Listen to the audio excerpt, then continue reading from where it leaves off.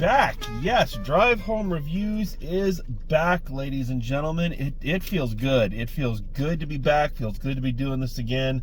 Not gonna lie, really excited to be bringing this to you. And it's been a minute. It has been a while since we've posted anything. I was looking, and I think Abigail was the last review we actually did, and that was some time ago. So for any longtime listener or listeners out there who've been with us for a while, you're going to notice a slight format change. So I just want to, before getting into the real nuts and bolts of the review today, I kind of want to talk about what's going on, why it's taken so long, where we're at, and just why we're kind of taking a little bit of a change of course here at DHR. So for anybody who knows, the main crux of this review show, especially for the last 2 years, year and a half, of when it's been primarily in podcast form, have been me and my girlfriend Rebecca going to the movies and talking about movies and inevitably disagreeing about movies, and that is just something we love to do. It's like our favorite date. You know, we love going to the movies and we love talking about movies. However, this past summer, and really the whole year, but this past summer especially,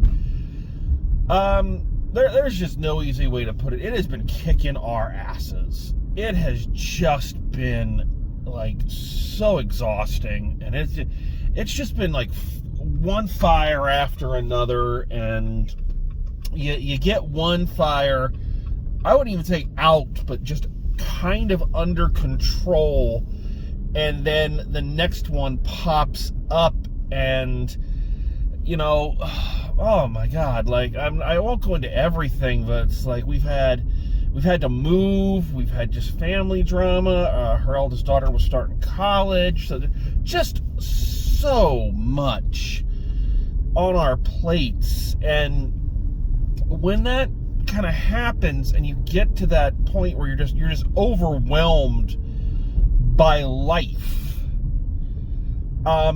unfortunately something has got to give, and you can't do everything that you like to do. It just doesn't work that way.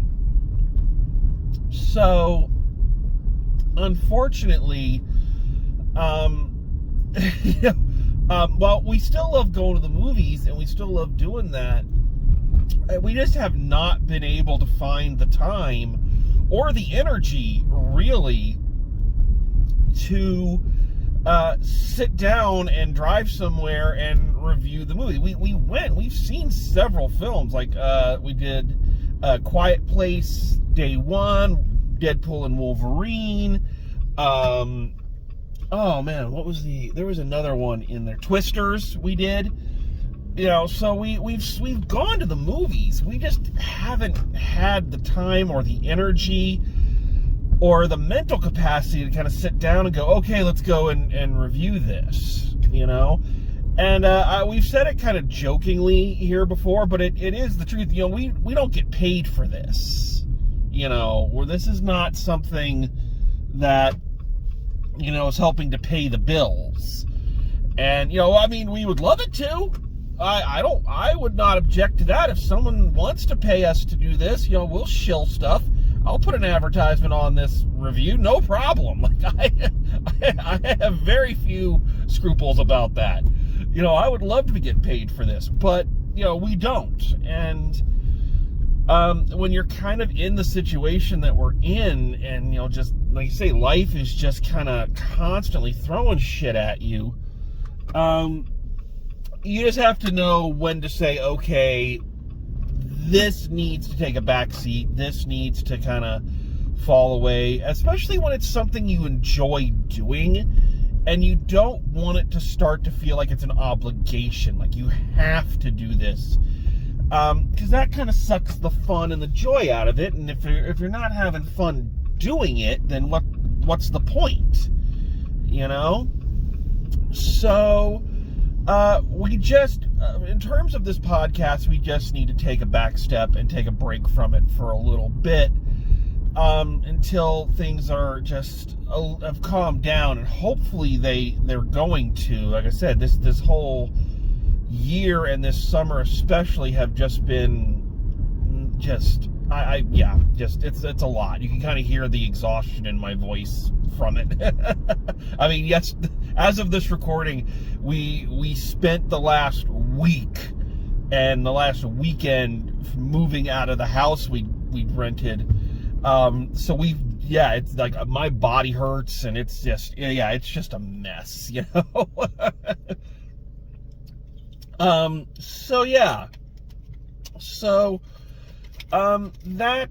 That's where we're at right now.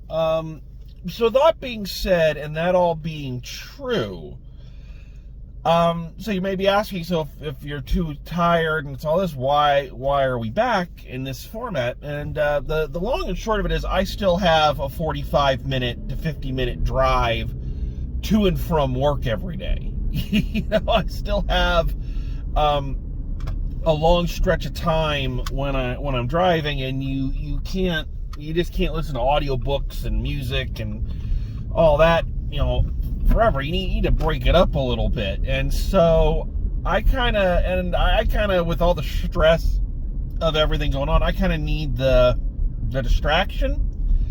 So I've decided that I'm going to bring back a concept that I had first explored during the 2020 lockdown. So during the lockdown, for those who remember, which should be most of you, obviously you couldn't go to the movies.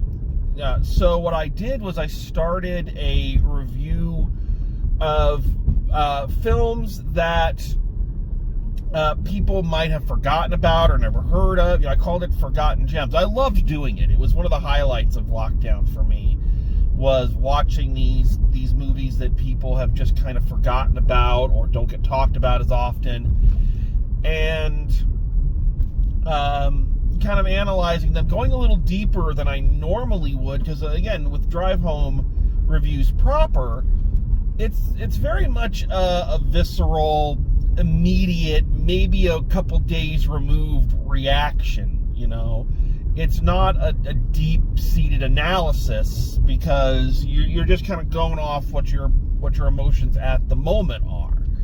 Whereas Forgotten Gems was something I did where I felt I was really stretching a little bit more as a critic, giving films a little bit more time to marinate, really thinking about them, and going deeper into them than I normally would. So I kind of decided I wanted to bring that back, but I wanted to narrow the focus a little bit. Or it's more just, as I was thinking about it, the focus kind of got narrower as I was kind of thinking about what I wanted to do. And I decided that what I want to do for the time being is I want to talk about the 80s. I want to talk about the movies of the 80s. The 80s,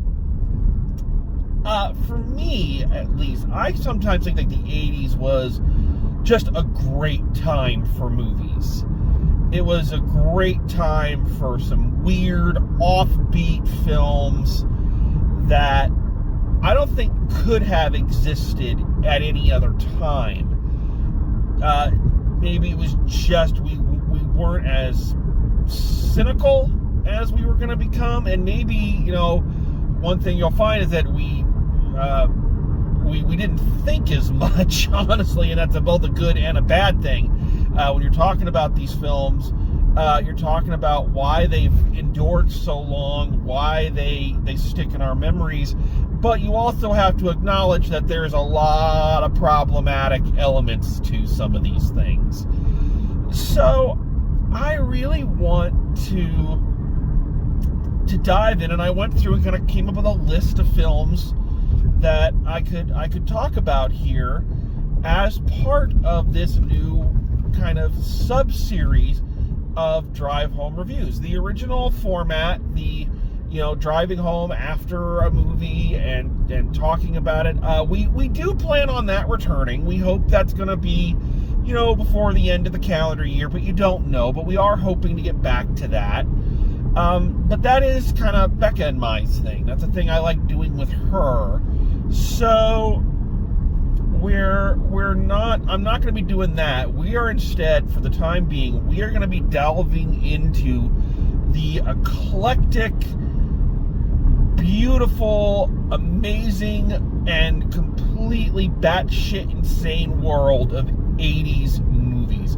So this, my friends, is Drive Home Totally Awesome, Bodacious, Radical, Gnarly Reviews.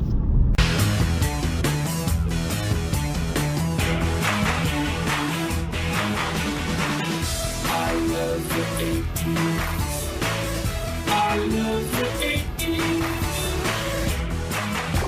Okay, so you decide that you want to do a review series that looks at popular 80s cinema. So the question then becomes, where do you begin? And for me, the answer came very organically while I was at work. See, I like my job a lot, but there are long stretches of just monotony attached to it where your mind has plenty of opportunity to wander. Sometimes that's good, sometimes that can be bad. But on this particular instance, my mind just kind of went down this rabbit hole of, I haven't watched the Police Academy films in decades. And why that kind of struck me as interesting is that I loved the Police Academy movies as a kid. They were constant viewing when I was younger, especially, I think it was 3 and 4, were on almost a never-ending loop on TV at the time. Like, I think it was HBO. This is back before there were 27 HBOs, which is the one there for a while. And, they were rerunning those movies just constantly, and I remember just loving them. I know my mother hated them. She hated that I watched those movies. And, of course, when you're a kid, sometimes it just makes you want to do it more. It's just kind of funny to me that these films that were such a huge part of my childhood kind of fell away the older I got. And in a way that's not a mystery as to how that happened. Because even at the time of their release, the Police Academy movies were never considered the high point of cinema or comedy. They were, I don't think it's unfair to say that Police Academy is the very definition of low comedy. It's just, I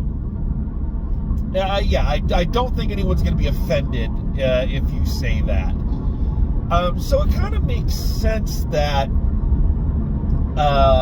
as you age out, the antics that you found so funny as a kid don't seem as funny anymore.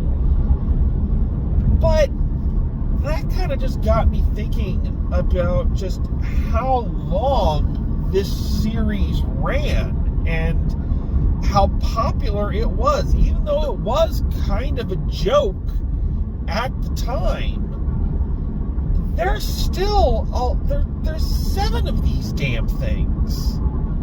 There are 7 movies, a cartoon series, and a short-lived live-action series. Police Academy had a very, very long life.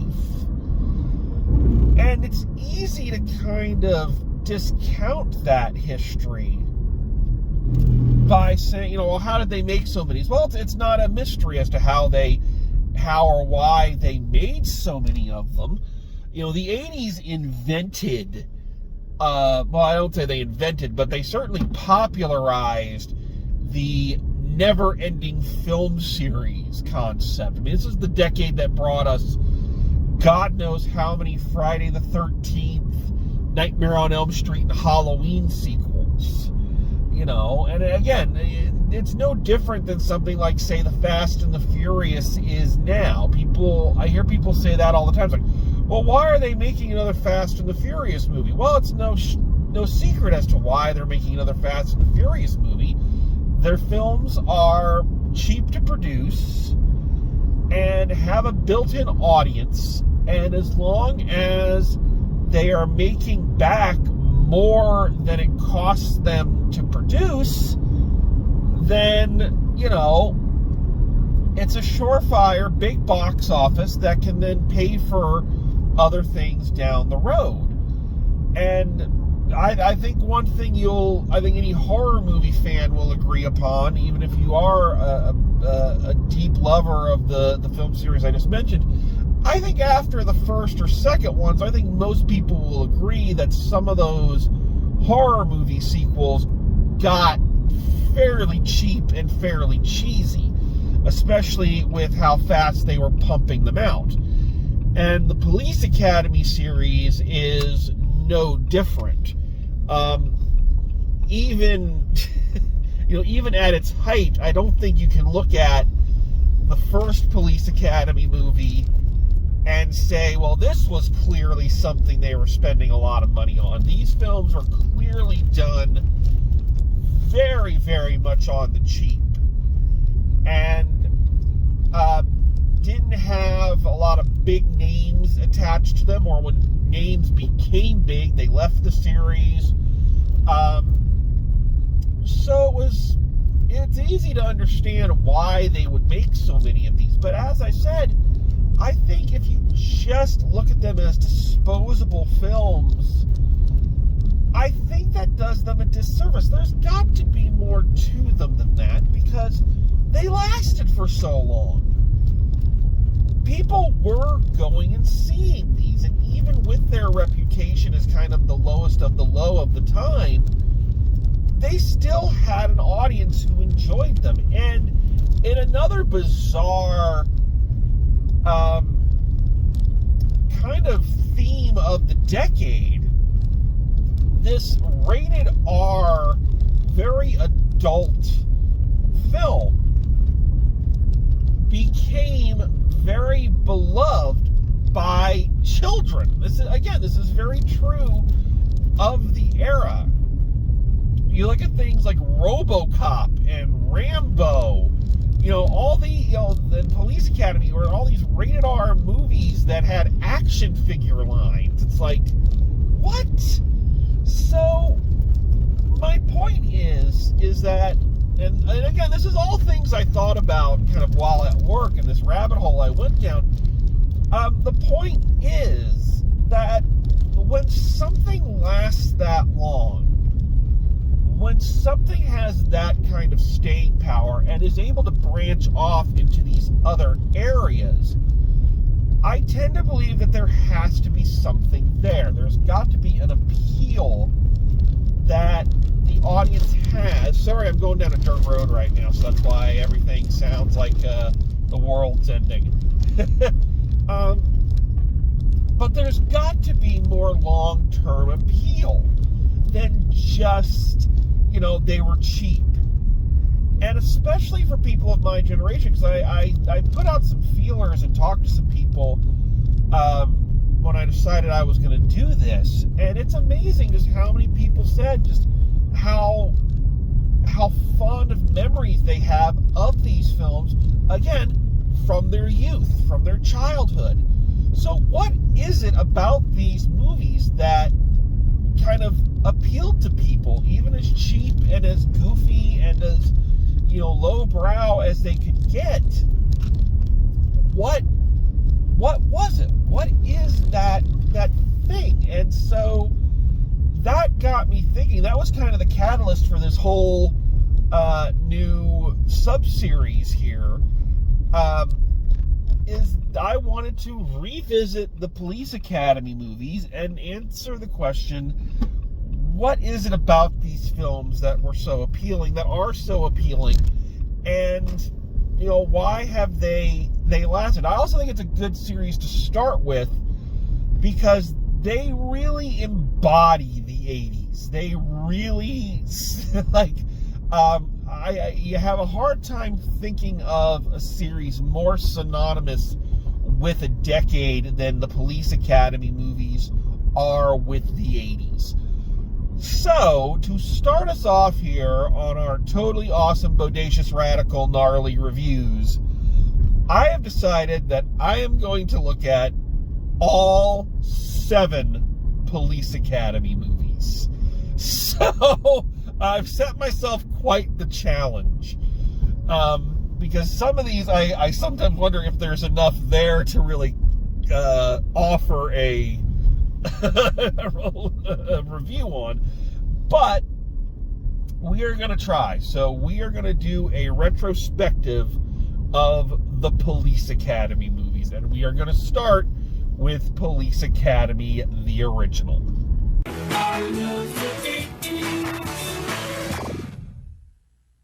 Okay, so are you ready to hear someone talk about Police Academy way more than anyone has ever talked about Police Academy? Like, seriously, I don't think this is a movie that has ever been the subject of deep discussion.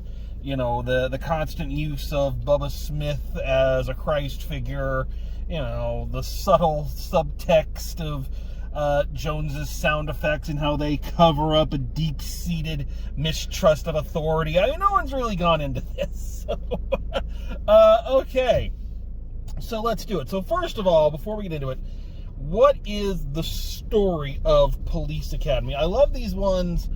When I'm doing like drive home reviews, regular recipe or mothership or whatever we want to call it, sometimes you have to go into very long details about what the story is. This one is dirt simple. We're told in an opening title card that the new female mayor of the city, which I find, one of the things I find interesting right off the bat, something I didn't notice as a youngster watching these, is that they never actually give you the name of the city. It's just the Metropolitan Police. So, I guess it's just kind of fill in the blank. It's any city, USA. But anyway, the new female mayor of the city has issued a new edict lifting any and all requirements on who can join the police academy. So basically saying anybody, regardless of height, weight, sex, race, or anything else, is now able to join. And long story short, a group of lovable misfits take this opportunity to join the police academy, all with their own motives and whatnot and what have you. That's kind of it. You know, there are a couple of, I don't even want to call them subplots, more just kind of like slight branching off of that main story idea to kind of give it some structure. You have the idea that the chief of police, Chief Hurst, is played by George R. Robertson, who's going to be a fixture in all of the Police Academy movies, but not like a very big one, since I honestly did not remember him at all. And to think that he was in all of them is like, wow, is my memory really that bad? But anyway, he is, of course, not a fan of this. I love how they also make sure to tell us it's a female mayor who has created this basically police affirmative action saying you have to take anybody. But Chief Hurst is not happy about this, and he wants to go back to the old ways of recruiting from the police academy.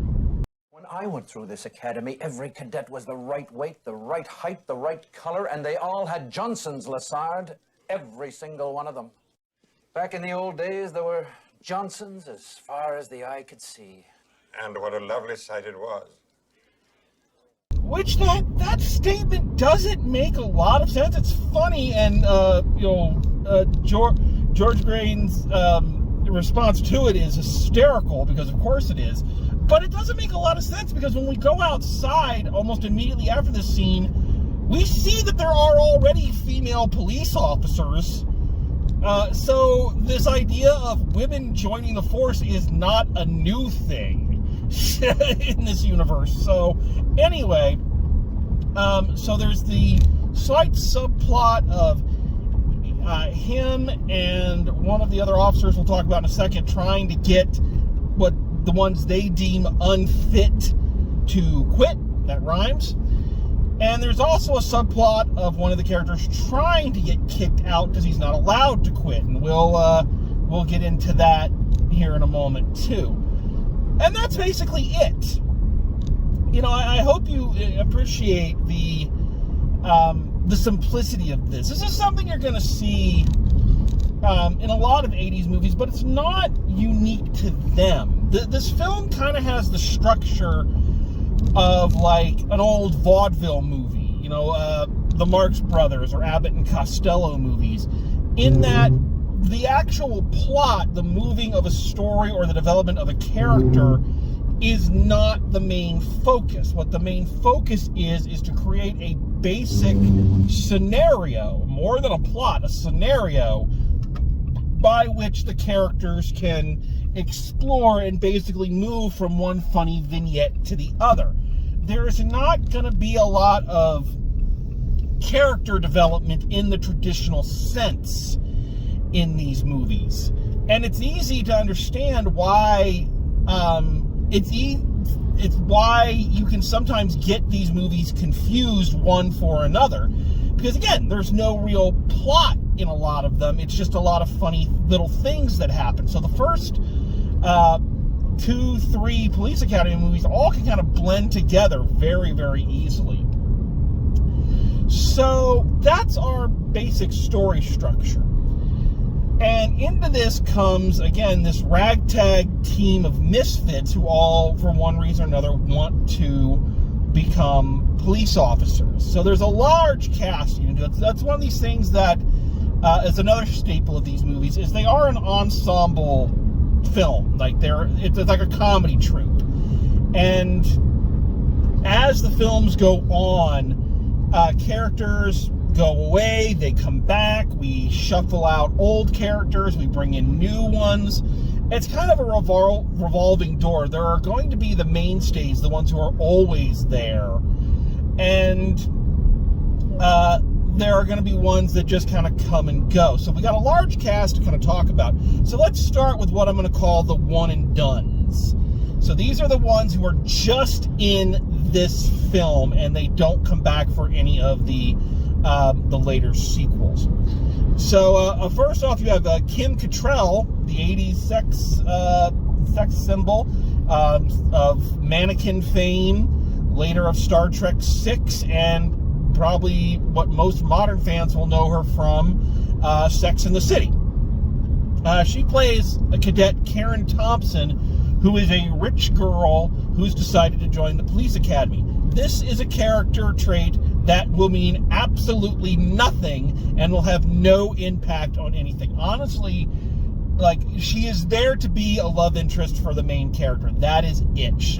Any character of her own, any joke she might have had, anything like that, just completely gone. She's a pretty face, and that is a shame, because there is a lot you could have done with a character like that, and I think they try to do it with later films, but this one, it's a complete missed opportunity. So Kim Cattrall is in this, but she has about as much impact on the film as I do. So, so she's there. Also, in our one and dones, we have Andrew Rubin as George Martin, the Latino lover. This is the guy who's got the slick Spanish accent. He's got 4 different girlfriends. His shtick is dressing up like a woman in the worst disguise ever. how anybody could not immediately see through this. People used to think, Commissioner Gordon on the 66 Batman show was dim for not being able to see who Batman really was to that outfit, but anybody who let him get away with this, as long as he did, is truly blind. Like, he looks nothing like a woman. And that's pretty much it. He's the lover. He's the playboy. That's his character. Rounding out our one and dones is the character that I am actually very sad never came back for any of the sequels, and I'm also kind of sad that he's not the main character, because I think he was actually kind of the most endearing and one of the most lovable, and that is Donovan Scott as Cadet Leslie Barbara. I like that they give him two traditionally female names. All apologies to Leslie Nielsen. And he is your, chubby, good-natured, sweet, kind of pampered and sheltered guy who wants to be taken seriously and wants to actually do a good job. There's a lot of Lou Costello, kind of a Lou Costello mixed with a little bit of Charlie Brown. And I love that. And I kind of wish this guy had been our main character. And I think it's because he's so earnest. He is so honest about what he wants to be and why he wants to do it. And he is taking it seriously. And his faults are, again, kind of in that Lou Costello Buck Privates mold of he's trying, but it's just his built-in ineptitudes are difficult for him to overcome. But he's a lovely character. And again, I'm very sad that he did not come back for any of the sequels. And I liked him here. He was a good grounding for a lot of the other characters in this film, which we'll talk about shortly. So those are our one and dones. But that's not who we want to talk about. That's not who we remember. We remember the core cast, and there's a big one for this. So let's talk about our core cast. So let's talk about these level of misfits, and in no particular order. So first we have Bruce Myler as Doug Fackler, who is a glasses-wearing, Clark Kent-looking motherfucker who is very accident-prone and has one of the first big laughs of the movie where he's wanting to go to the police academy. He's trying to get in the car, and his wife is like nagging him, telling him how accident-prone he is, and he accidentally hits her in the gut with his suitcase and then smacks her in the head with the door. What's interesting about Fackler as a character in this one is that he is accident prone, but he's also kind of a dick. Like, you can't really feel sorry for him because he still does stuff like when he leaves the house and his wife's trying to stop him, she parkours after him and rides on the hood of the car, and he doesn't stop. He just keeps driving. Well, they have what could be best described as a domestic squabble, like the kind that Adam 12 would get called out on. And then in the end, during the climactic riot scene, he goes and steals in a suit. Just kind of walking around smiling. So there's this interesting thing of he seems lovable, but he's also can be kind of a dickweed.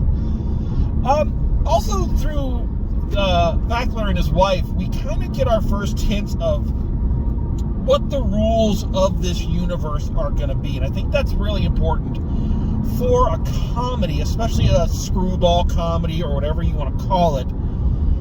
It's important for them to have, because you've got to establish what goes in your comedy. You've got to establish how close to reality we are. What can your characters get away with? What can they survive? And, that sets up the kind of jokes you can tell. So with this scene of his wife, parkouring and jumping over fences to kind of get to him and riding on the hood of his car, we kind of understand that we're in this weird nebulous zone between an actual parody of a cop movie and somewhere a little south of Airplane level parody. It's a cartoon, but not incredibly cartoonish, if that makes sense. So, through Fackler, we kind of learn those rules. We also have, attending the police academy, Marion Ramsey as Laverne Hooks, this wonderfully adorable, munchkin-voiced little person who apparently when they were auditioning for the role, the kind of little description was, just scared of everything, scared of air, scared to walk down the street or of anybody she meets. Interestingly enough, Marion Ramsey tells the story that she was in a performance of Little Shop of Horrors right before she went to audition for this role, and that night Michael Jackson came and saw the show and told her, what a wonderful job she did and kissed her on the cheek. And when she heard this kind of description of Hooks in this, scared of her own shadow, that's when she just basically did a little Michael Jackson impression and came up with the iconic little tiny voice. So yeah. Also, now let's get really into it here. The very first character we meet in the movie, the first one we are introduced to, and one of the mainstays of the film, who's in, I think, all of the sequels, maybe not the seventh. I have to look into that. But we have the wonderful character actor David Graff as Eugene Tackleberry. Tackleberry is one of the... we'll talk about this when we talk about later films, but while this is an ensemble, I think there are the big three tentpoles. There are the three characters that kind of hold this franchise up and are kind of the heart and soul of it. They're the three kind of most iconic characters of this cast. Maybe there are four. You can make arguments for other ones, but I think the big three, and one of them is Tackleberry. We're going to talk more about Tackleberry and his character when we get to Police Academy 2. But suffice it to say, Tackleberry is a gun nut. He's a maniac. He's a security guard who thinks that he's in special forces and just wants that rush, that thrill. He wants to go in there and guns blazing. He's a dirty Harry, but with a me body, And again, we'll talk more about him later, but I do want to kind of just say this about this performance, and I'll reiterate this at a later time. What a skilled performance this is for this guy, because it is a tightrope walk to create a character who is this insane, because we now know, 20, 30, 40 years hence from when these films were made, we now are painfully aware that gun nuts who believe themselves to be fucking spies are not funny in real life. These are dangerous fucking individuals, and just the worst people you want to give firearm and authority to. So, and I think that was even true back then, though I think back then we thought of people like that more as a joke and didn't really realize how dangerous their ideology can really be. So with that in mind, David Graff had to create a character who is slightly unhinged and dangerous, but also lovable and funny, and god damn does he nail it. And again, we'll get more into detail on that later, so I don't want to get off on a tangent with him, because there's other tangents we're going to get off on.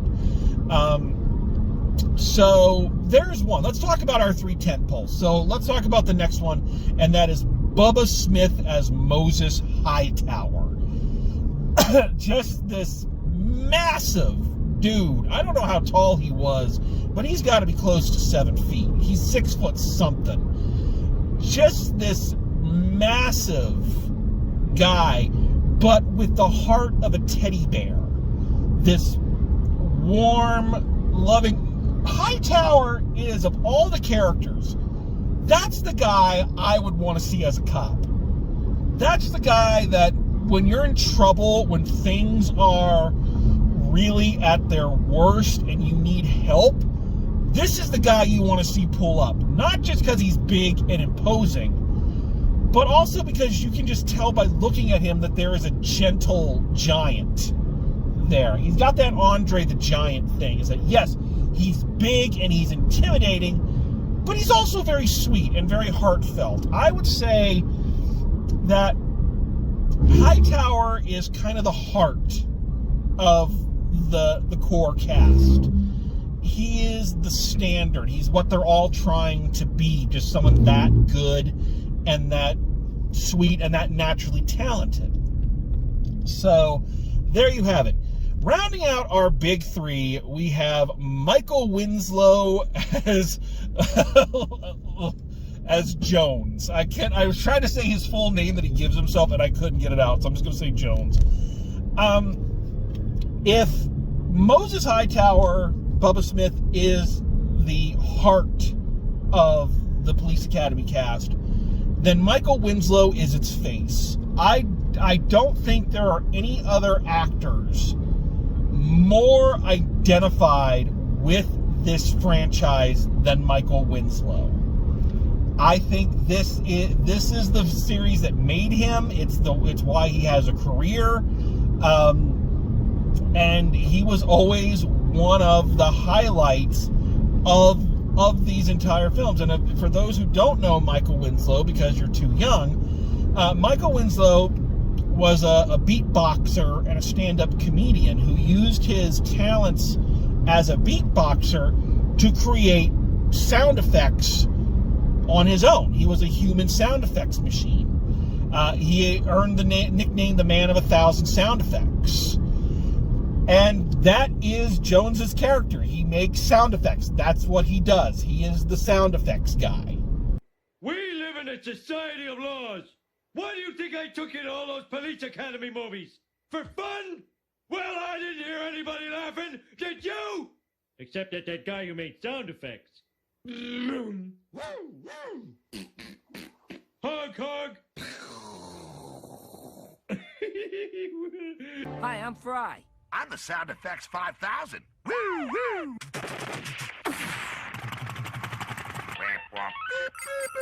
Wow, that would be impressive if you were a human. Yeah. So yeah, like I said, there's not much more I can really get into about Jones's character. Later in the series, he'll become a karate fighter, but he basically is he's the guy who makes sound effects. That's his thing. That's what he does. And I think there is a very, very important reason thematically why Jones is such a recognizable and important character for this franchise, even though he doesn't actually do much or get any kind of character outside of the sound effects. But we'll talk about that when we get into themes. So there we have our big three. Rounding out our cast of our main characters, of our main misfits, the recruits, is the star of the film, Steve Guttenberg as Carrie Mahoney. So this is, I think it's fair to say this is the role that really made Steve Guttenberg a star and kind of put his name on the 80s as one of the 80s quintessential actors. So Carrie Mahoney he's a difficult character to describe to modern audiences, because the stock character that he is was very, very popular at that time. He is the self-centered, narcissistic, anti-authority dickweed. Just that guy that struts around, does whatever he wants to do, and yet somehow gets away with it or comes out smelling like roses. That guy we all know and we all hate because we can't be that guy. So, Guttenberg's at the center of, he is our main character. I mentioned Kim Cattrall just kind of being there to be his love interest, and there he is. And so let's talk a little bit about his role in the film. So Mahoney is a troublemaker, someone who anytime an authority figure tells him to do something, he reacts in a destructive and violent way. I think that's easy to put it. And he's apparently been in trouble with the law so much that when he finally gets caught for a stunt he pulls, he's taken before one of the police chiefs, played by Ted Ross, who has a fabulous mustache. That's the first thing I noticed when Ted Ross came on the screen. I was like, that guy's mustache. He looks like an old-timey bodybuilder. So apparently there is some history between Captain Reed, as played by Ted Ross, and Mahoney's father. We never know what that is. We don't really get any background on Mahoney, other than he's a troublemaker. We don't know why he's like this. They mention his father was friends with Captain Reed. We don't know if his father was a police officer or what, or if that's the reason why Mahoney has these issues with authority. Or we're never given any kind of motivation for his antics. He's just an 80s douchebag acting out because he can, essentially. Well, Captain Reed is tired of Mahoney's bullshit and basically says, you are going to go join the police academy. If you quit, you're going to jail. But if you get thrown out, you won't go to jail. I don't know why he makes that caveat. Why? That seems weird and counterproductive. You know? Obviously, it's there to serve the plot because you need an excuse for why Mahoney is not getting tossed out for all these antics he's pulling. But excuse me. It doesn't make a lot of sense. But again, I think that's a staple of 80s movies and 80s comedies especially, is that this is a time before CinemaSins. This is a time before, you know, we all sat down and nitpicked every plot hole and pretended like that was film criticism. Like, this is when you just needed a concept and a good reason or decent reason why such and such was happening or wasn't happening, and the audience just said, okay, fine, there's an explanation, we'll go with it. You know? So this nowadays we would pick that apart, and even watching it in a modern context, it is kind of hard not to go, okay, why would you give him that out? Because you're just inviting, knowing that he has problems with authority. Why would you do that? You know, because it seems like you're just daring him, and maybe, I guess you could say that maybe Reed is trying to challenge him to, you know, challenge authorities that aren't going to bend to him and aren't going to let him get away with anything. Speaking of those authorities, so that's a good segue. So we've met our recruits, our ragtag group. Almost, I'm sorry. There's two other characters we have to talk about who are recruits, and those are these are our Slytherins. These are our bad guys, our antagonists. Copeland and Blanks, played by Scott Thompson and Brant von Hoffman. So these are the bad recruits. These are two guys who, as the actors described them, I thought this was an interesting way to describe them. These are two characters who have been bullied their entire lives and want authority to bully other people. And so that's why they've joined the police academy. These are the guys that nowadays we are trying very hard to get out of our police forces. These are two dangerous, short-sighted racists. The character of Copeland is a racist. That's part of it. He's got a Confederate flag on his car. He uses some racial slurs, which we'll talk about later.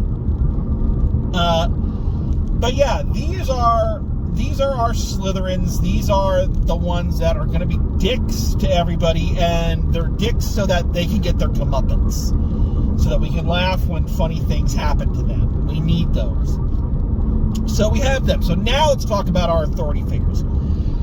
So at the police academy, actually running it, we run into our last three major cast members, and again, staples of this franchise. So we have, as the head of the police academy, is Commandant Eric Lassard, played by George Gaines. And what a magnificent actor this guy is. This is the kind of person you need in a film like this. You need a steady hand and a master of the craft to give all of this craziness some kind of gravitas and grounding.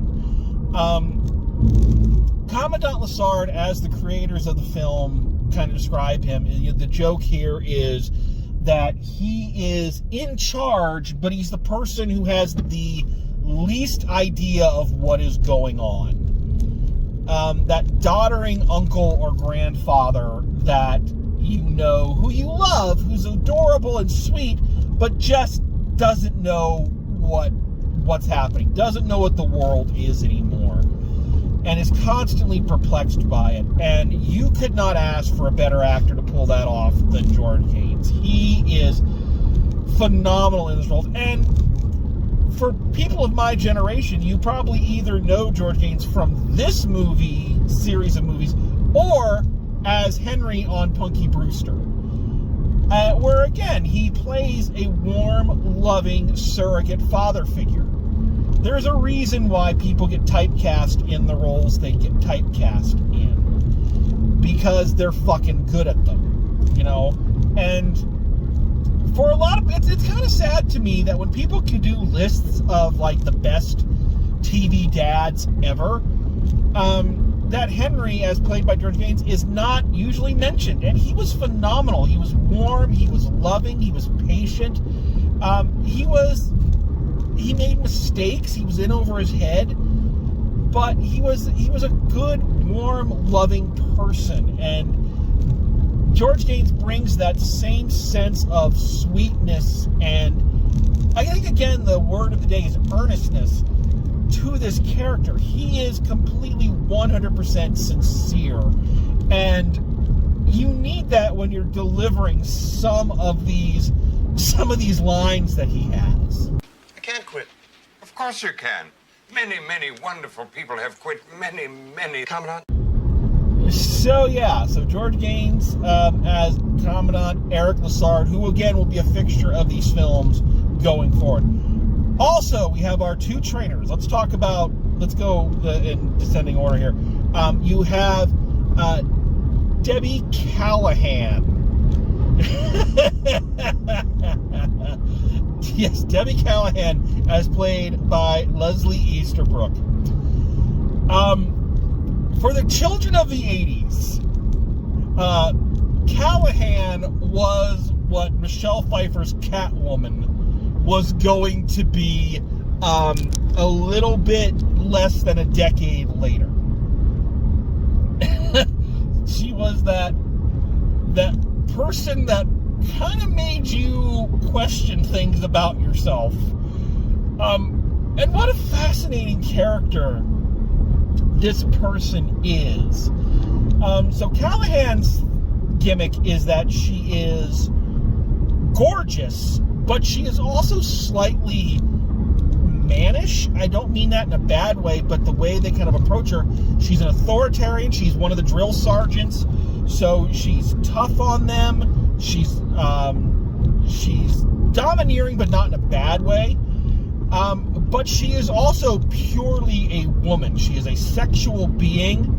And it's interesting that in the 80s, especially with so many of these movies being done by men's men, you know, these guys who, you know, think they're God's gift and think that, you know, all women are there to serve them, that all of them kind of want to be dominated by Callahan. She is the sex symbol of these films. But what's interesting is she is not a sex symbol in the way that she's wearing skimpy clothes or the way that she is,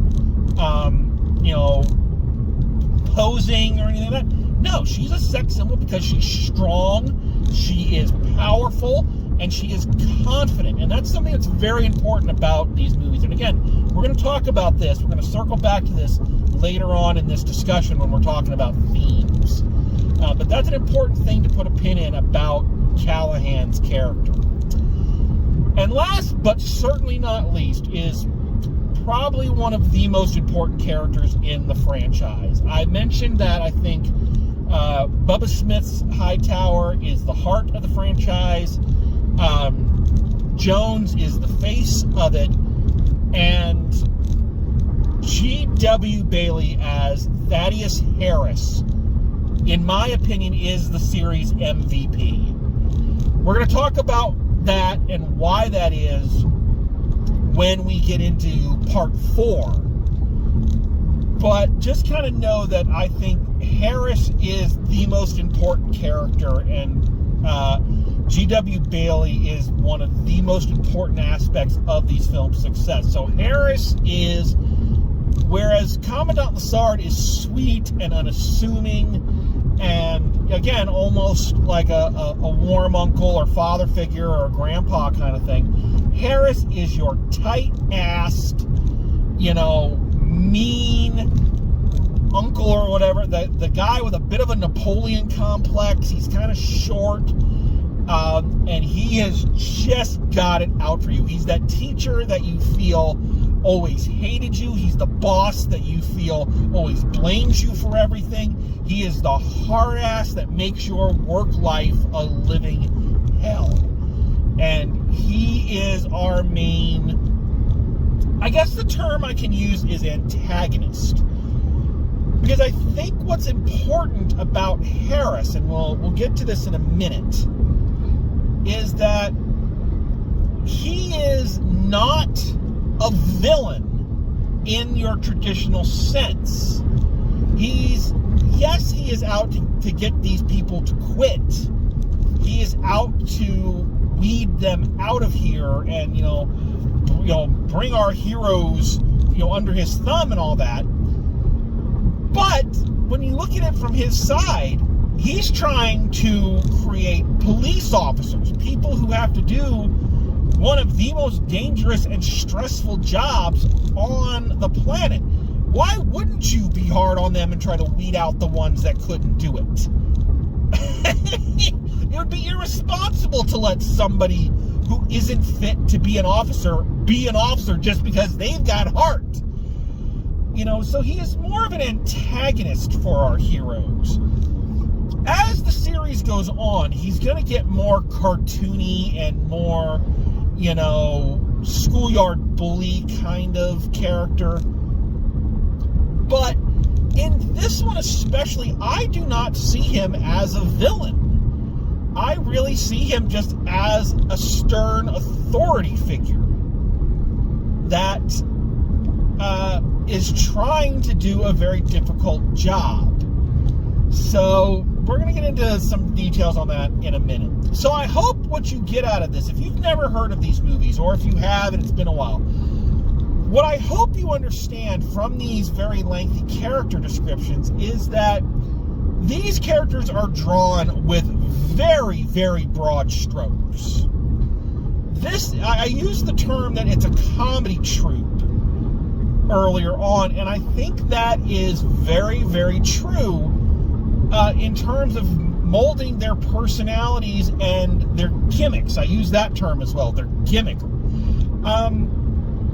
Because by painting these characters with the broadest possible scope, with the widest brush, and giving them like one or two discernible character traits, what you ensure is that they are easily identifiable to an audience, and they are easily identified what their role in the film is going to be, what the struggle is that they are going to try to overcome, what they are there to do. You can tell just who these people are and what they're meant to be.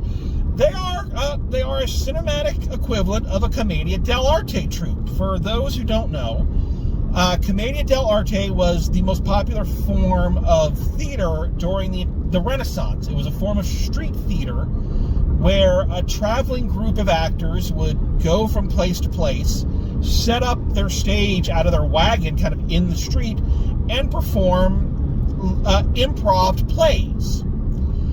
Now, because they were traveling around and you were going to different towns in different cities, in different countries, in some cases places where people did not speak the same language, what you had to do was make sure that your story was broad enough to appeal to the widest possible audience, and that your characters could be immediately identified to an audience even if they didn't speak the language. So what you would have is characters with specific costumes or props or mannerisms that instantly let an audience know this is who this is, this is who this is, this is who this is, this is who this is, and now you don't have to waste a lot of time with backstory. You know who this person is. And I think that's another reason why this film set itself up so well for so many sequels. Because you didn't have to see any of the previous movies to know who any of these people were. They showed up, and if you were new to it, like, I think the first one I saw was 3 or 4. If I remember correctly. It was one of those two. So I had no background in any of these people. I didn't know who they were, but because they were drawn and played the way they were, I was instantly able to pick up on it. It was like a cartoon, once again. Okay, that's who this guy is, that's who this guy is, that's who this guy is. And it makes it open to an audience to come in and enjoy it, even if you don't know anything about them. That's especially helpful in a film like this, where you have such a large cast. I mean, I just spent a good chunk of time just going through all of these characters. When you have such a big cast, you have to be able to easily identify them and know not just kind of who they are, but what their goal is. What are they trying to overcome? You know, what is their Achilles heel or whatever, or how is their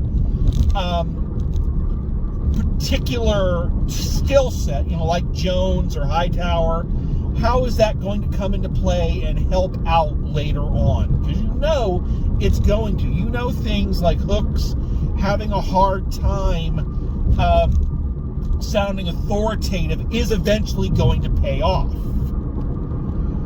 And it does. It does. In all of these films, it does. It becomes one of the highlights of the film, is when is Hook going to finally break out and use her authoritative voice. Her authoritative voice, sorry. So, I think that is one of the secrets to why this film series lasted so long and why it is so beloved, is just how easily it is to fall in love with the characters. Most of them. Most of them. So I think we have to talk about one of the big problems with this film, as it is, watching it in a modern context, or even watching it in the context of the time period. We got to talk about the problem with our star, with the character of sorry, my voice went out there. That wasn't your audio, that was my voice. With the character of Mahoney. And that is what we are going to do here in just a second. We will be right back, and we will talk about the problems with Mahoney. Wicked. How do you solve a problem like Mahoney? Sorry, I couldn't resist. So we got to talk a little bit about Kerry Mahoney. And the reason we're going to spend so much time on him, especially for this film, is because he is our main character. He is, for lack of better terminology, our point of view character and the audience surrogate. He's the closest thing to a quote-unquote normal person as this movie gets. So obviously he's the one that also embodies a lot of the aspirational traits of the target audience of the film at the time. And the problem is that, one, he is not a good character, and two, Steve Guttenberg is not good in this part. He's not right for this part, in my opinion. Now, I want to make it clear that I'm not dissing Guttenberg here. I don't believe that there is a huge contingent of people who believe that he's been robbed of the Oscar in his career. But I do believe that he's a decent enough actor. I think he's got a certain amount of charisma and screen presence. There's a charm to him. Kind of this aw shucks, somewhat smart alecky, but basically good-natured kind of nerd thing going on. And I think in later movies, as we kind of go on with this 80s series, and if I hit all the films I want to talk about, we're going to see him a lot. And we're going to see him in movies that actually make better use of his talent and his offbeat kind of charm. The problem is that is not this character. This character is, again, a fairly common archetype of the time, and we saw this kind of transfer a little bit into the 90s. This kind of self-satisfied, narcissistic, I was going to say borderline predator, but he's not borderline. He is a predator. You know, I mean, he's standing outside the girls' shower watching them, you know, which at the time was considered, oh ho ho, isn't that 80s charming? But I mean, we kind of know that's not a good thing now. I will say, in fairness, this did lead to a pretty funny joke where he's watching the girls shower and Harris comes to break it up, and the girls turn around just in time to see Harris, and they think he's the one watching them. So that is kind of a funny sight gag. But I mean, it doesn't change the fact that he's that sexual harassment is kind of his default charm. And again, these are things that were considered aspirational at the time. This was a character you see a lot in the 80s. You want to see this character done kind of as well as it's going to be. Look at Bill Murray as Peter Venkman in Ghostbusters. That is basically what the Guttenberg Mahoney character is supposed to be. That type of smug, you know, self-satisfied, maybe not what you consider traditionally handsome, but very confident in himself. And like I say, borderline sleazy. But Murray kind of fit that type of character and could play it really well.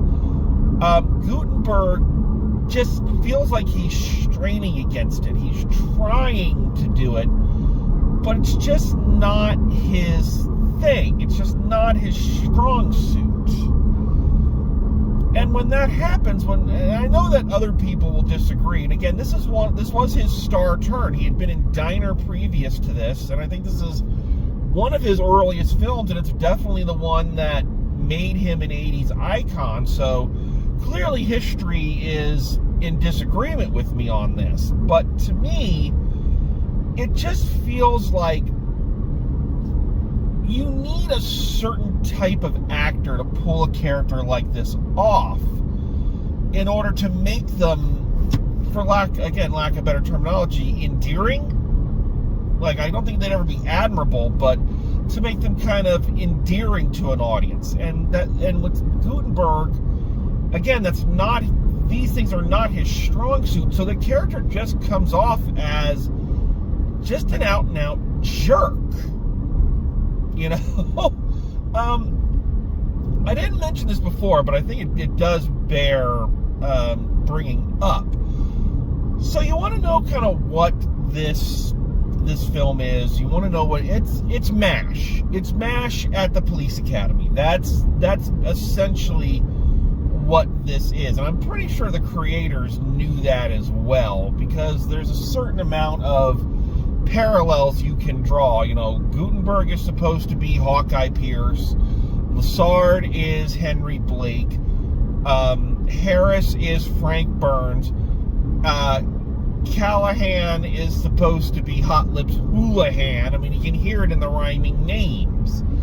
And it's supposed to have that same, outsider questions authority in a situation and an environment that is completely built on authority. Here's the problem, though, is that the reason Hawkeye got away with it, got away with the pranks, got away with his antics in both the movie and the show, is that he was a really good doctor. And when the time came to get serious, he could. That his pranks and everything were a means of blowing off steam and dealing with the horrors that he was faced with every day. Mahoney doesn't have that. He's not ever really shown as being particularly gifted at being a cop. He doesn't seem like he never wants to be there, and his decision to stay in the academy and to stop getting kicked out kind of comes from nowhere. It's basically because he wants to stay and keep hitting on Kim Cattrall. Because there's a scene where he's in Harris's office. Harris is ready to call, Captain Reed, Mustache Man, and figure out a way to get Mahoney thrown out. Mahoney looks out the window, sees Kim Cattrall, and is like, nope, not going to go. And that's basically it. Now, we do kind of get a little bit of development from him. We see that he is kind of a good observer. I won't say a detective, but he notices things. He's the one who figures out that George Martin isn't actually Hispanic.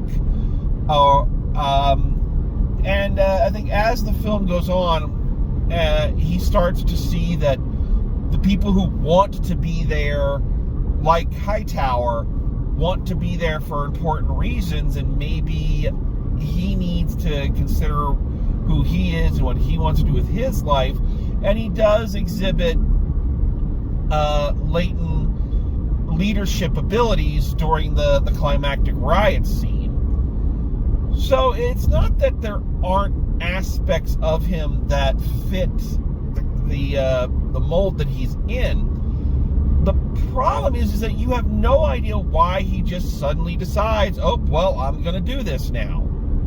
And this brings up an interesting conversation, at least in my mind, about his relationship in this film specifically with Harris.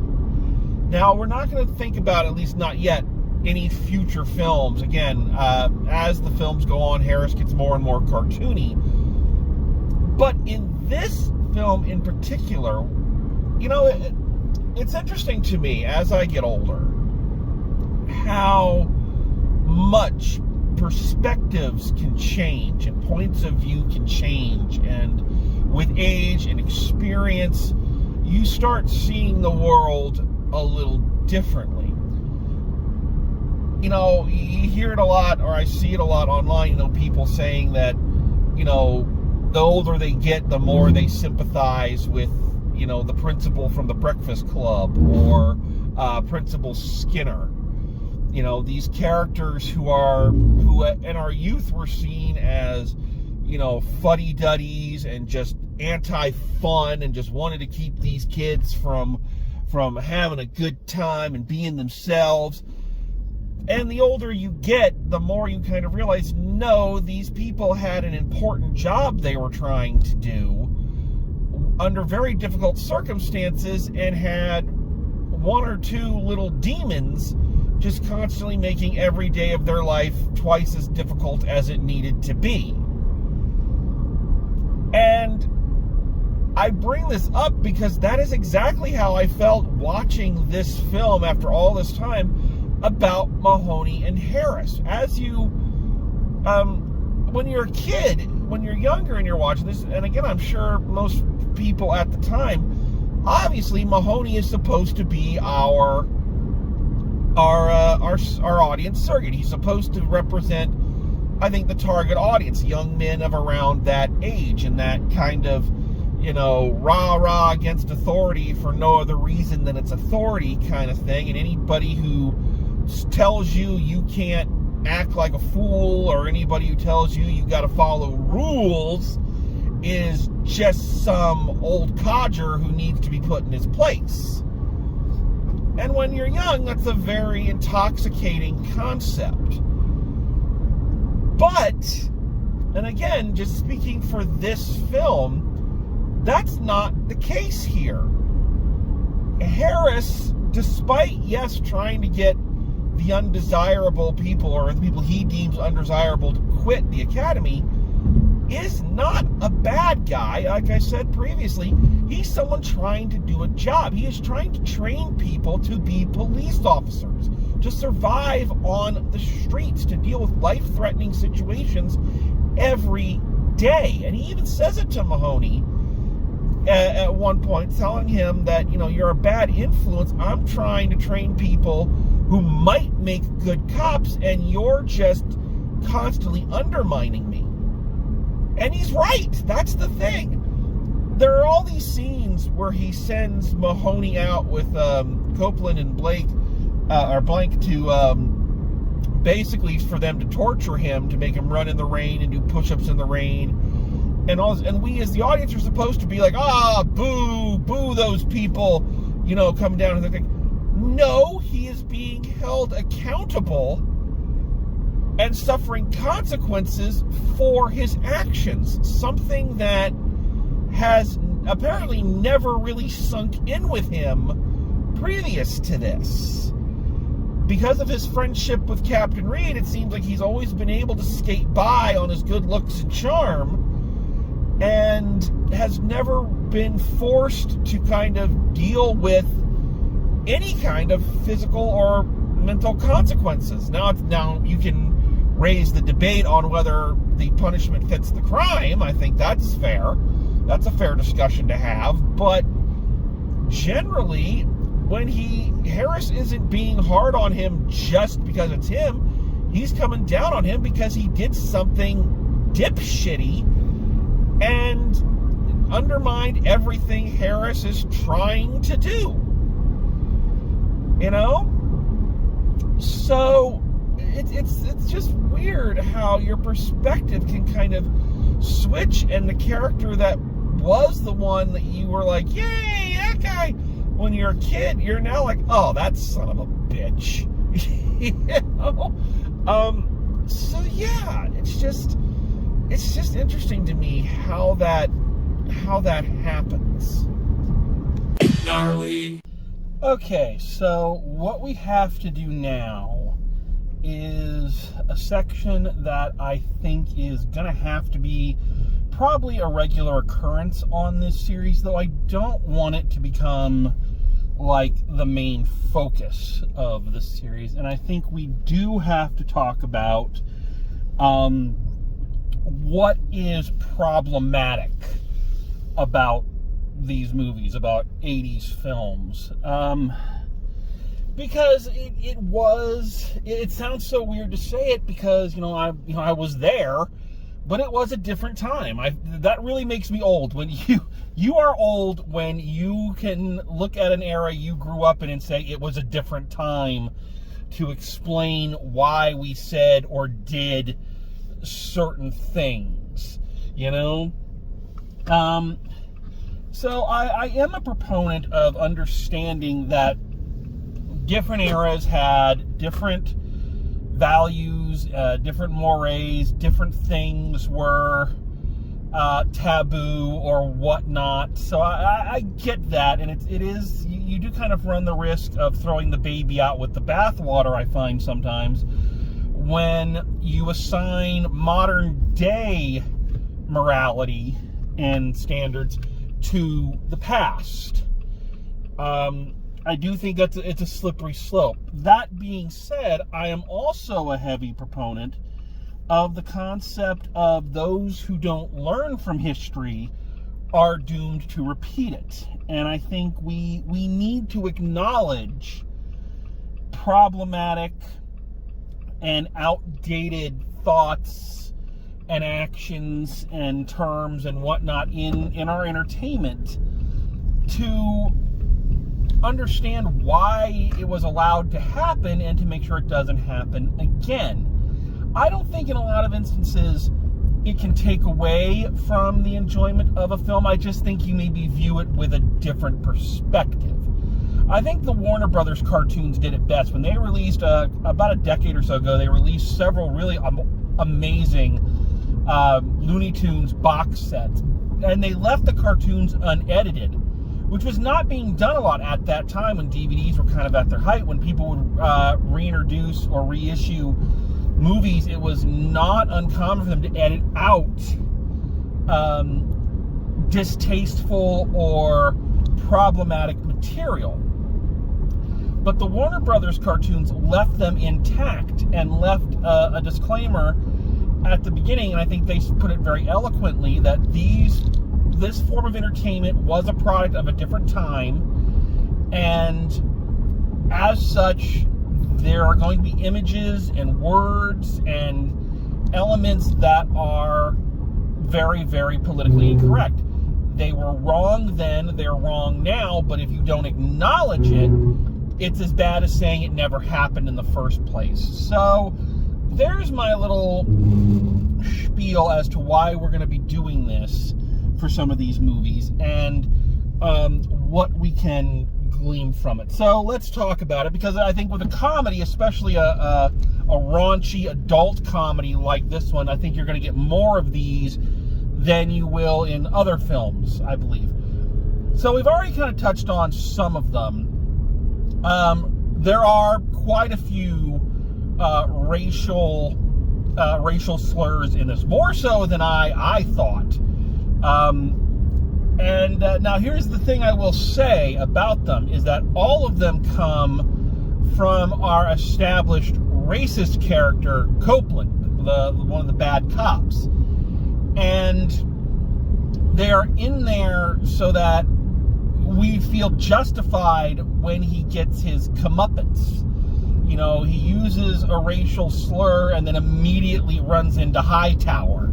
Or we feel justified in Hightower and Mahoney stealing his car with the Confederate flag on it for driving lessons and ripping out the back seat and then wrecking it. Or when he calls Hooks a very unflattering term, Hightower getting so pissed off he overturns the cop car that Copeland's sitting in. So while there are some distasteful slurs in this, I'm not going to say they're justified, but I'm saying narratively and from a setup payoff perspective, there's a reason why they are there. So that's just something to mull over. Less easy to explain away, or you can't really explain it away at all, and you shouldn't, is, as I've already mentioned, Mahoney's predatory and sexual harassment-laden advances. I mean, the first advance he had, or the first interaction he has with Thompson, Ken Cottrell, is in an attempt to get kicked out, coming up behind her and pretending to be one of the officers and ordering her to show him her thighs. And she's about to do it. And he's just like, and it's like, oh, you lovable scamp. It's like, no, that is fucking wrong. That's wrong and creepy and icky. And then, later it's compounded with him, like, outside the girl's shower. We've already talked about this. Watching them bathe, as an excuse kind of for the movie to get some tits and ass into the proceedings. Again, there's no justification for this. It makes our character more scuzzy. And it makes us kind of the audience more scuzzy in retrospect, because as I've mentioned, that kind of behavior was very common from characters, especially lead characters and aspirational characters like Mahoney at the time. This was not uncommon. Matter of fact, that was the whole premise of the movie Porky's. I point. So you can't justify any of this away, that it is a very, very sleazy and uncomfortable position to be in, especially from a lead character that we as the audience are supposed to like. You know, it's very, very problematic. It's a buzzword. I'm trying to think of other words to use for it, but coming up a little short. But I think the thing that really dates this movie are the numerous homophobic slurs and jokes. And this time you can't even make the argument like we did with the racist jokes that these are all coming from characters that we're not supposed to like, and it's a setup for them to get their comeuppance. You know, Harris refers to Barbara's dog in certain ways. I think they call Barbara an F word at one point, I believe. And again, this is all coming from our antagonist, but then our hero, Mahoney, uses it. When Hightower wakes him up to ask him to help him with driving lessons, and Mahoney says, "Oh, well, sleep is for F word." And you're just like, again, you can't make the justification that, oh, this is someone we're not supposed to like. This is supposed to be our hero. And yeah, I mean, that is,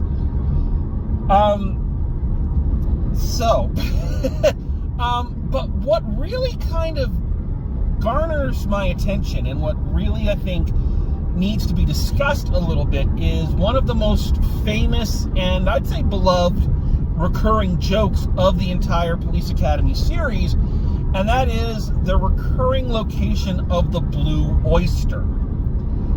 The Blue Oyster in this universe is a gay bar, a leather gay bar, that antagonists like Harris and his various cronies are all purposefully sent to by our various heroes. In this film, Blanks and Copeland, in an attempt to kind of spy on the party that the other cadets are having, are given the address of the Blue Oyster and saying that this is where the party is going to be, and they go, and the leather-clad biker gay men force them to dance with them, and apparently force them to do this for quite some time. This is a recurring joke. It's something that happens in multiple Police Academy films. Now, I have my opinion on this, and I have my thoughts on it.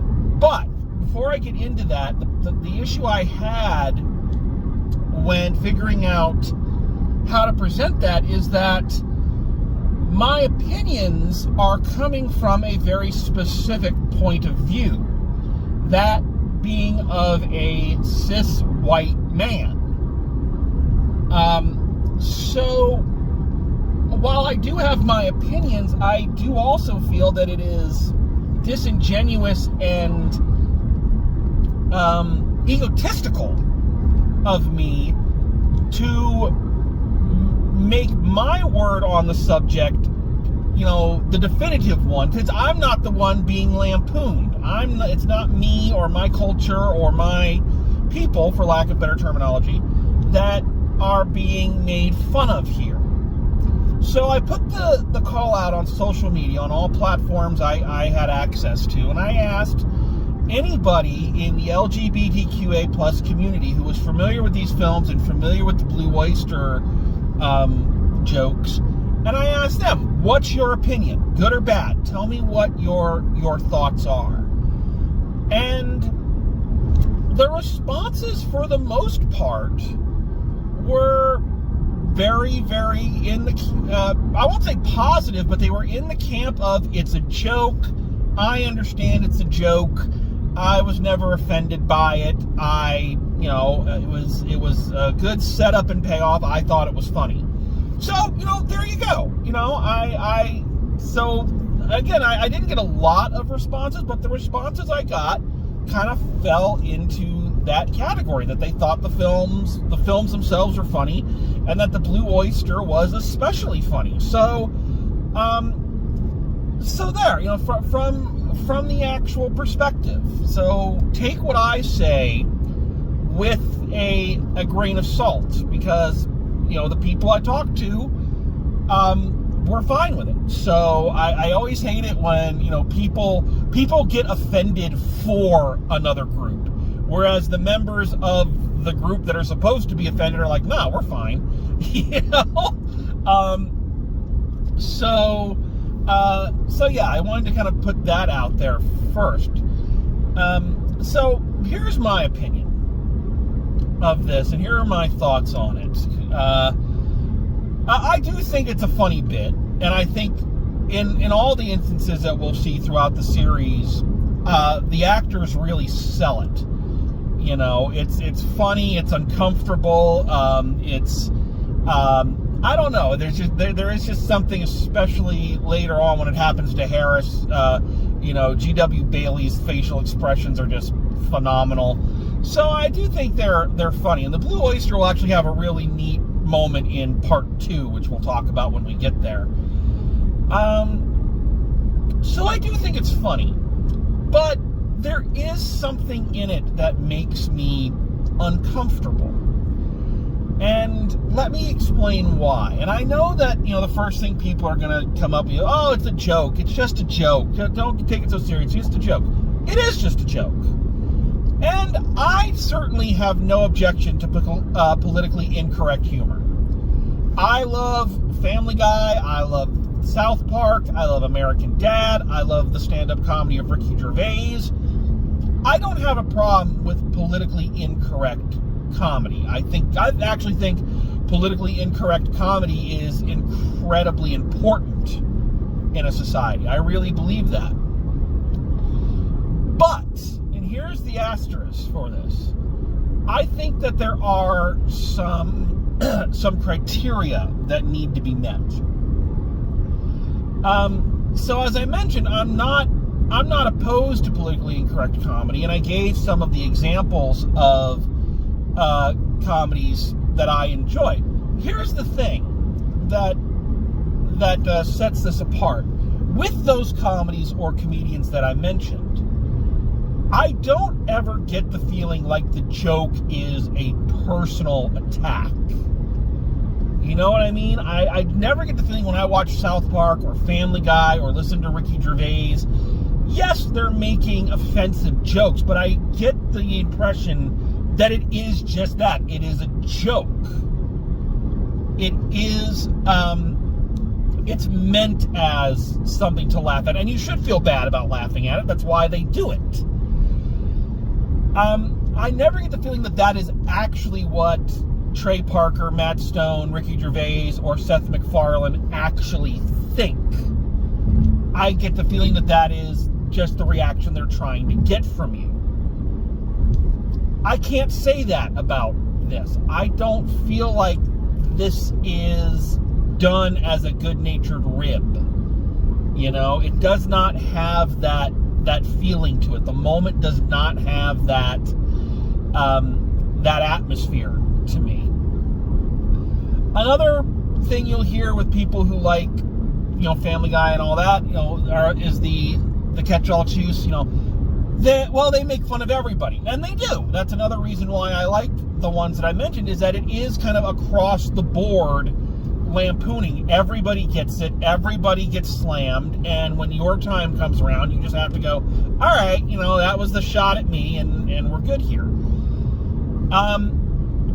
In this instance, I don't feel like the lampooning is even. I don't feel like it is evenly distributed amongst everybody, if that makes sense. And lastly, I think this is the really important one. This is the one that really kind of makes me stop and consider things.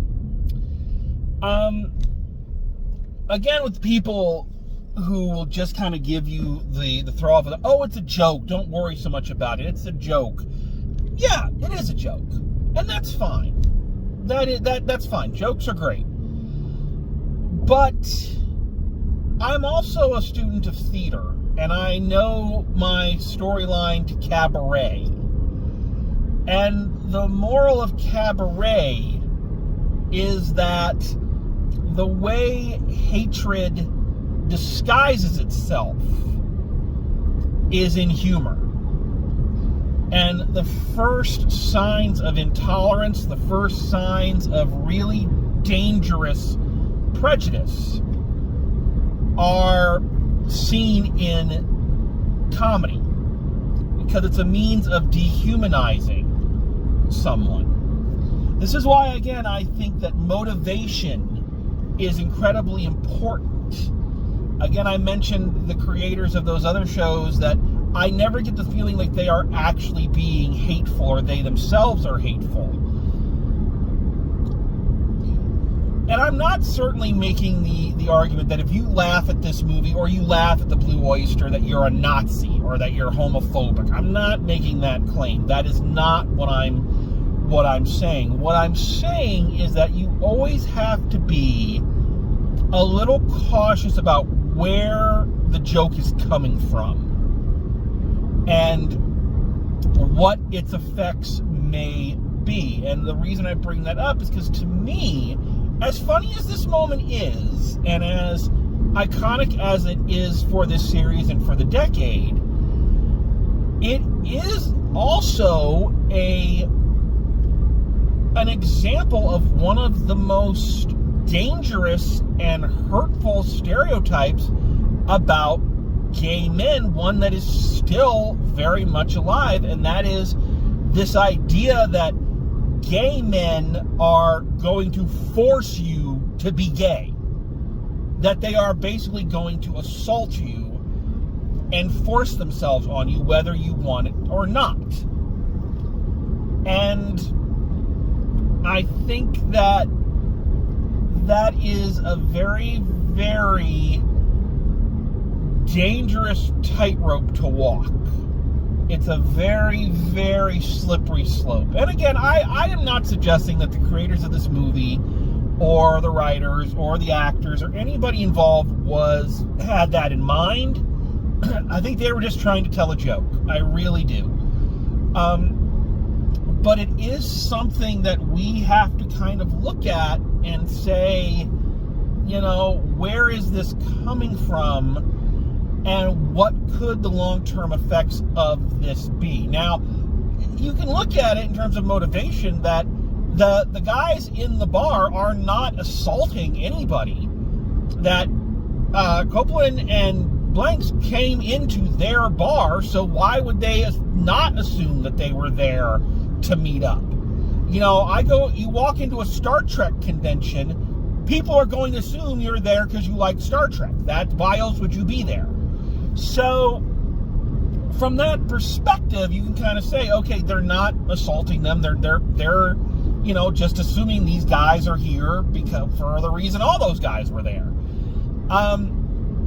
It's just that's not how it feels like it's framed, is all I'm saying. So, again, this is one of those things where I think it's gonna vary from person to person, and your level of discomfort with some of these jokes is going to depend just on your outlook.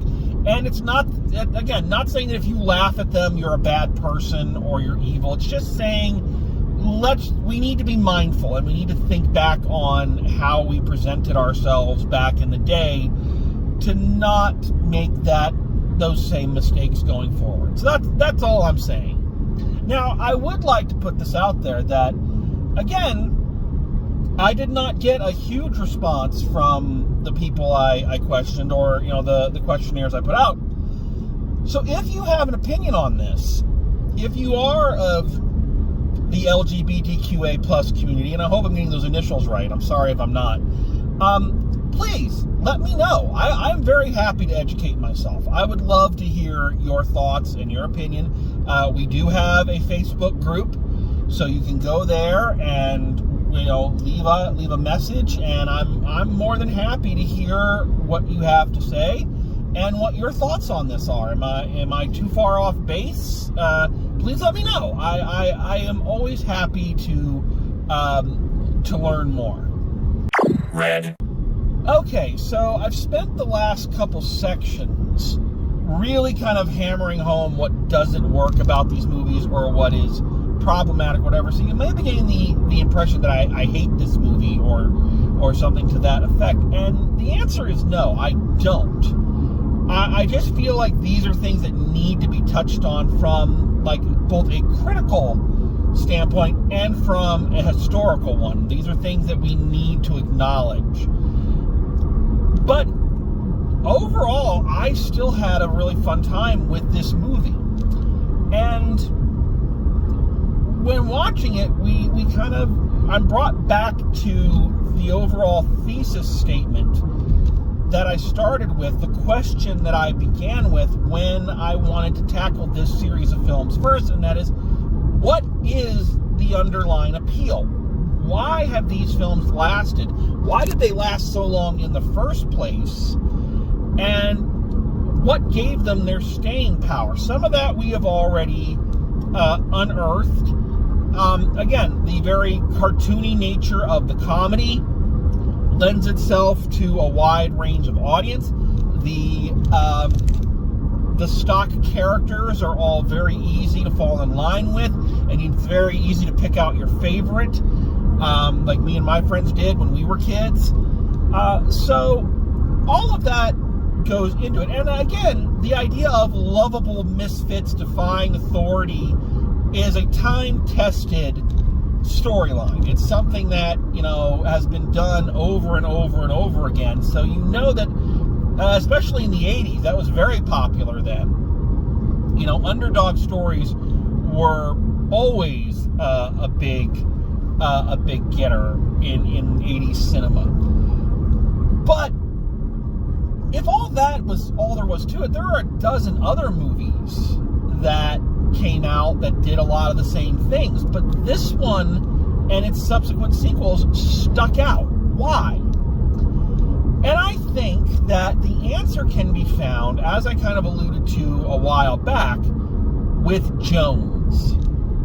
And I mentioned him as being the face of the franchise. And I think there is a reason for this. Or the voice of the franchise might be the better descriptive there. Here's the thing.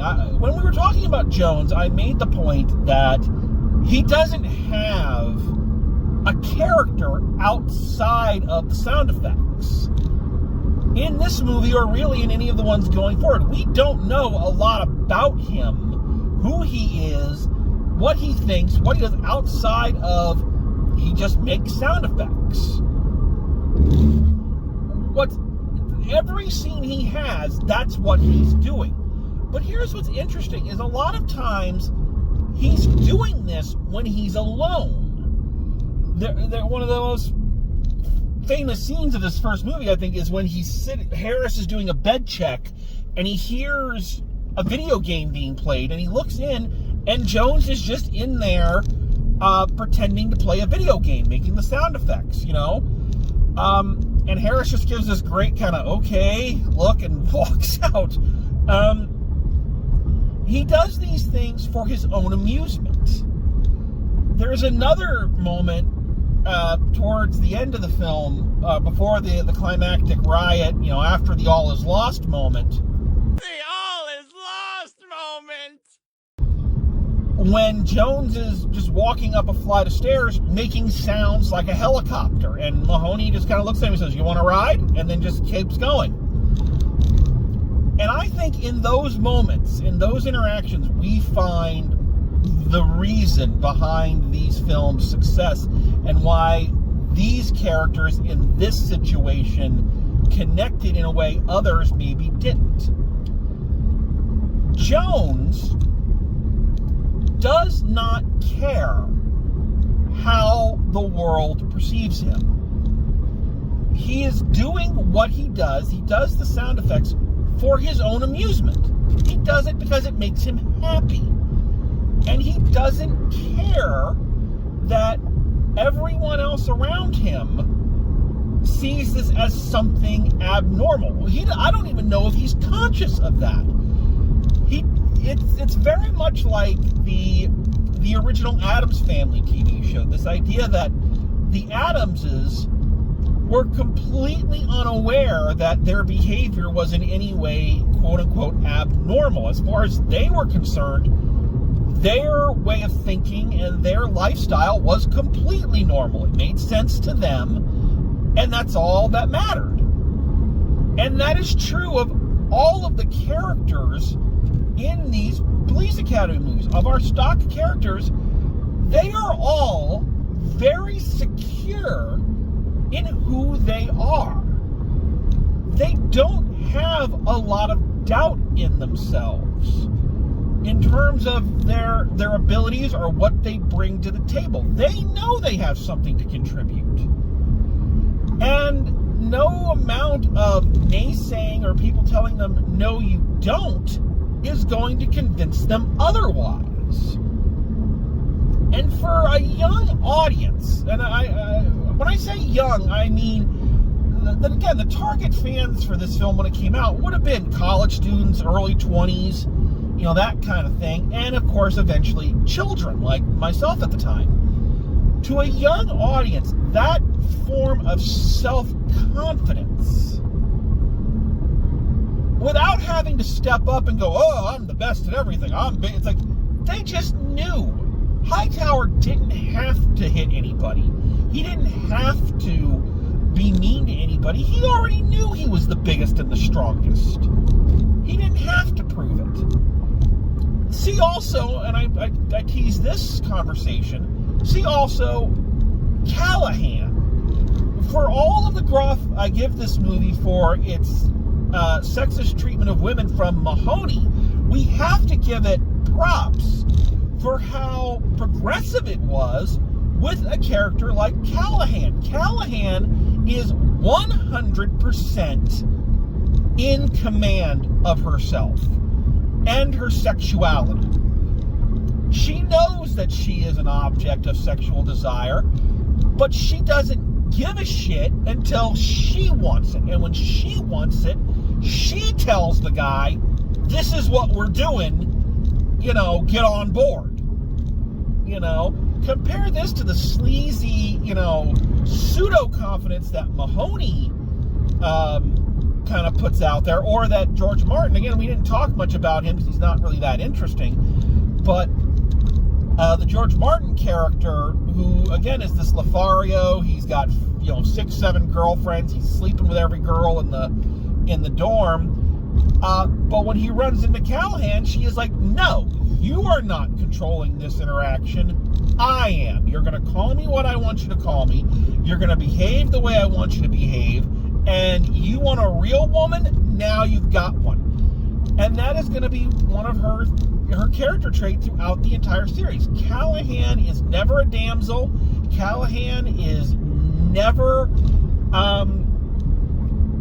gives in to like Mahoney or anybody else's cheesy one-liners. She decides when she falls in love, and she decides with whom. And what we're going to see later in the series is that who she chooses is not the person you would kind of think. You would think she'd be paired up with one of the male leads, but that's not who she goes for.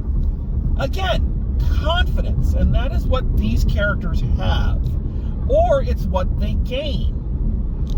Hooks never stopped being the sweet, soft-spoken, lovely little woman that she is, but she learns how to turn on the kick-ass when she needs to. She becomes better. It's never suggested by the film or its thematic outlooks that there's anything wrong with these characters. There's nothing. They all have the tools they need to succeed. They just need to find out how to use them best. You know, Jones needs to learn, you know, how to use his sound effects for more than just his own entertainment. You know, Mahoney has to learn how to put his charisma and his latent leadership abilities to a good use instead of just for being a dick. You know? Tackleberry doesn't learn much. Tackleberry's kind of just always Tackleberry. But you get what I'm saying. And I think that that level of confidence, and not smarmy confidence, not overconfidence, not narcissism, but confidence and assuredness in who you are, warts and all, and owning the thing that the rest of the world thinks of as weird or strange, and just saying, yeah, I am. I think that spoke to an entire generation of moviegoers without really being aware of it. It's not a very out there thing. I think it's very much in the subtext of this movie, if this movie can be said to have subtext, which I think it does. You know, I'll tell you this. Give you one last example before we're going to wrap up here. I talk to myself. I always have. I'm doing it right now, as a matter of fact. But I talk to myself, and as a kid, I would talk to myself. I would think things out loud. It's how I process information. But as a kid, you know, people and other kids, you know, didn't see it that way. They saw it as something weird. Teachers saw it as something weird. You know, like there was something wrong with me. Like I was talking to someone who wasn't there. You know, like I was having delusions or whatnot, because that's just how I thought.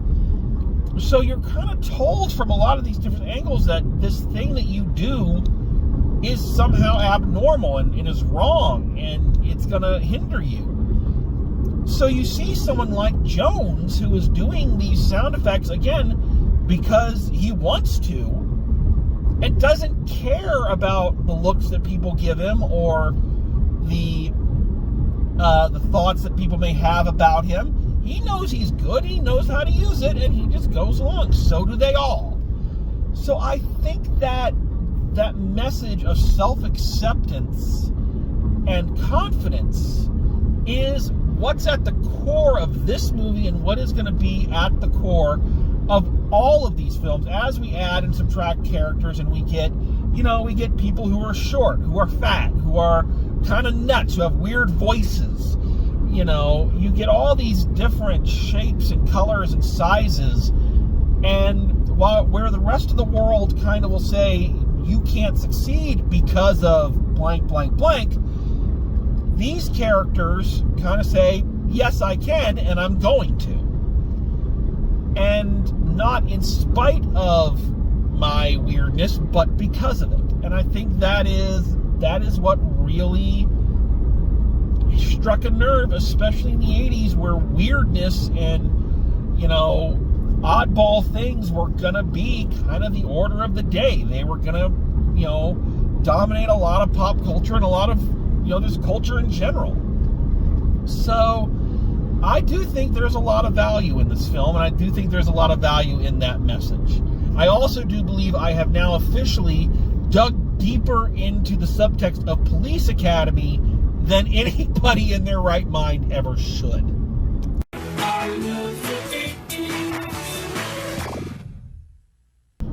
Okay, so this was a long episode. This kind of, I guess this is kind of a pilot episode, since we're calling the show a little something different now for this series. So I promise that all of these episodes aren't going to be this lengthy, but there was a lot of ground we had to cover, a lot of groundwork we had to do, and we're definitely not going to be running this long, especially as we talk about these other Police Academy movies. I don't know how much there is to mine from some of these. So I think the way I want to wrap these reviews up is asking the question, does this hold up? And should you, if you've never seen it, or if you're curious, or if you haven't seen it in a long time, should you go and check it out or revisit it? So, does Police Academy hold up? I believe the spirit of Police Academy holds up, if not the entirety of the film. As I've said, there are structural issues. There's not a lot of plot as such.